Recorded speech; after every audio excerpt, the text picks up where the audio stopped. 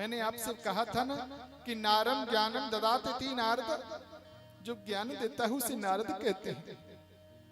नारद जी ने ध्रुव जी को देखा, ऐसा शिष्य मिल जाए तो मेरे लिए तो भाग्य की बात है, लेकिन परीक्षा लेकर के देखूं पक्का है या कच्चा है। संत नारद जैसे ही ध्रुव जी के पास पहुंचे, ध्रुव जी ने नारद जी के चरणों में साष्टांग प्रणाम किया और मन में कहा कि पहली पीढ़ी मजबूत हो गई, संत को देखते ही प्रणाम करता है बच्चा। नारद जी ने पूछा किसके पुत्र हो? बोले मैं उत्तानपाद का पुत्र हूं, मेरी माता का नाम सुनती है। नारद जी ने कहा हम उत्तानपाद के पुत्र, और कहां जा रहे हो? बोले वन में जा रहे हैं भगवान को प्रकट करने के लिए। ध्रुव जी ने कहा। नारद जी झूठे को हंसे, बोले वन में भगवान रहते नहीं है, वन में तो बब्बर शेर रहता है, वो नाश्ता कर जाएगा, पता भी नहीं चलेगा, लौट जाओ, बड़े बड़े आए भगवान को प्रकट करने वाले। ध्रुव जी ने कहा मेरी माँ ने वचन है कि शेर में भी परमात्मा का वास है, परमात्मा सर्वत्र वास करते हैं। नारद जी ने सोचा दूसरी पीढ़ी भी मजबूत है, दूसरी सीढ़ी भी इसकी मजबूत है, विश्वास पक्का हो गया। नारद ने कहा ठीक है, लेकिन भूख लगेगी तो कितनी बार भोजन करते हो? ध्रुव जी ने कहा कभी 4 बार, कभी 5 बार, और कोई ज्यादा नहीं। जब माता गोद में बिठा करके अपने हाथों से मुझे भोजन करा देती है तो कर लेता हूं।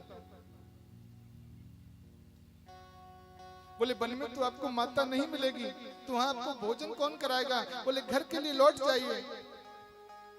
ध्रुव जी मुस्कुराए और बोले कि जब दांत नहीं तब दूध दियो,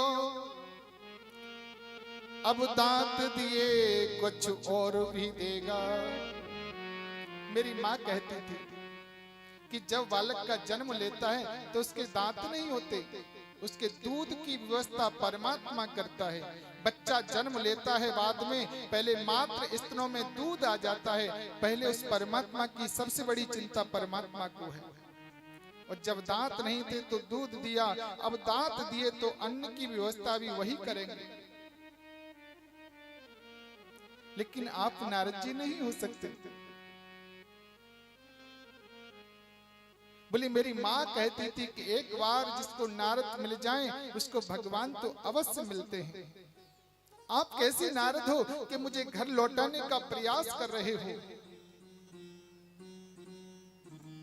नारद ने अंक में भर लिया, बेटा मैं ही नारद हूं, मैं तो तेरी परीक्षा ले रहा था। ध्रुव जी कहते नहीं नहीं आप नारद नहीं हो सकते।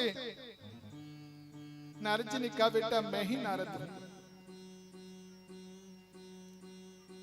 ऐसा छोटा सा बालक, इसकी निष्ठा परमात्मा के चरणों में मुझे बहुत प्रसन्नता हो रही है। नारद के नेत्रों से भी अश्रु प्रभाव होने लगा। नारद जी ने ध्रुव के कान में गुरु मंत्र दिया, कहा बेटा सीधे वन के लिए जाओ, वृंदावन की बगल में एक सुंदर जगह है। गदगद हो रहे हैं संत नारद। नारद मुस्कुराते भी हैं, नेत्रों से आंसू भी झरझर बह रहे हैं। मुस्कुरा तो इसलिए रहे कि मुझे ऐसा सुपात्र आज शिष्य मिला है कि हे गोविंद यदि इसको दर्शन नहीं दिए तो मेरी बात मिट्टी में मिल जाएगी, इसलिए दुखी भी हो रहे हैं। इसलिए नारद ने कहा यदि गोविंद को प्राप्त करना है तो पहले मन को जीतना, और मन को जीतना है तो पहले रसना को जीतना। मधुवन में जाकर के यमुना स्नान करना, जीव पर काबू पाना, धीरे धीरे जीव को बस में करना। बेटा फल खा करके भजन करना, पत्ते खा करके भजन करना। मुझे विश्वास है तुम्हें गोविंद अवश्य मिलेंगे। कि इतिहास पुराणादि वेद शास्त्र विधि बिना केवला हेतु की भक्ति रुतपाता एव केवलम।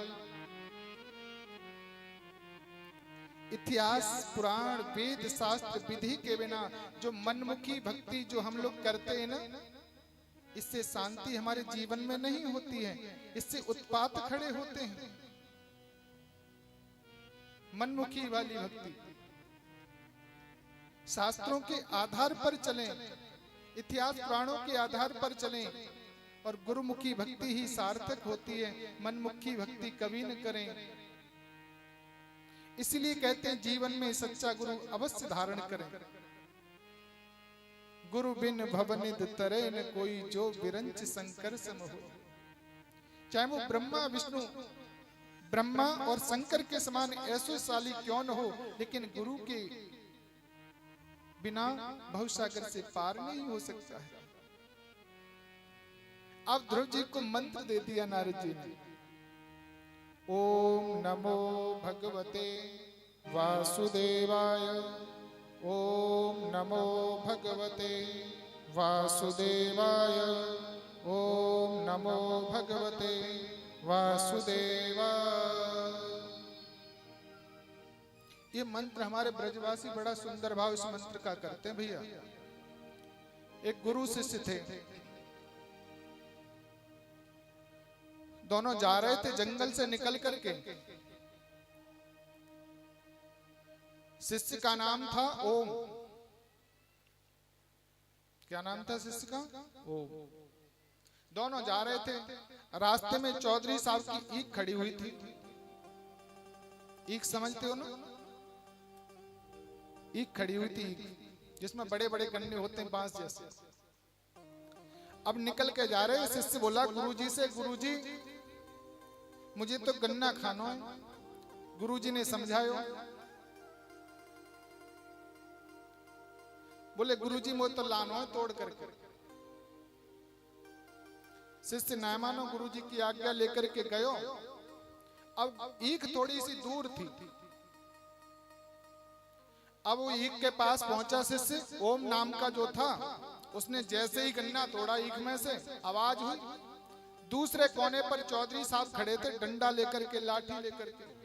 अब ईख के खेत में से गन्ना टूटने की जब आवाज आई, तो डंडा लेकर के चौधरी साहब आगे को उस कोने को आए, तो गुरुजी को दिख गए दूर से कि ईख का मालिक आ रहा डंडा लेकर के। अब गुरुजी बोले ओम, बोले ए गुरुजी, बोले ओम, बोले नमो, नब जा वहीं छुप जा। बोले का गुरुजी? बोले ओम नमो। फिर कहने लगो ए गुरुजी, बोले भगवते भाग ले। बोले भगवते भाग। फिर कहने लगो ए गुरुजी। इतने में चौधरी साहब आगे बोले वासुदेवाय। तो बड़ा सुंदर भाव करें, ओम नमो भगवते वासुदेवाय। और नारद जी को मंत्र दे दियो। नारद जी ने ध्रुव जी महाराज को मंत्र दे दियो। बोले बेटा यमुना के किनारे मधुवर में जाना, यमुना में स्नान करो, आचमन करो, एकांत जगह देख करके बड़ वृक्ष के नीचे खड़े हो गए। ध्रुव जी महाराज के भजन का पहला महीना चल रहा है। 3 दिन तक कुछ नहीं खाते, तीसरे दिन शाम को फल खा लेते हैं। 1 महीना निकल गया और लगातार मंत्र का जाप चल रहा है। ध्रुव जी के मन में दूसरा भजन का दूसरा महीना प्रारंभ हुआ। 6 दिन तक कुछ नहीं खाते, 6 दिन शाम को केवल पत्ते तोड़ करके खा लेते।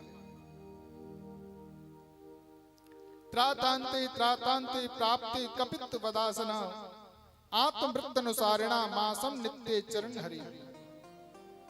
अखंड भजन ध्रुव जी महाराज का चल रहा है। ध्रुव जी के भजन का तीसरा महीना प्रारंभ हुआ। 9 दिन तक कुछ नहीं खाते, केवल 9वें दिन शाम को पानी पी करके रह जाते हैं। भजन का चौथा महीना प्रारंभ हुआ। 12 दिन तक ध्रुव जी महाराज कुछ नहीं खाते। 12वें दिन शाम को केवल वायु पी करके रह जाते हैं।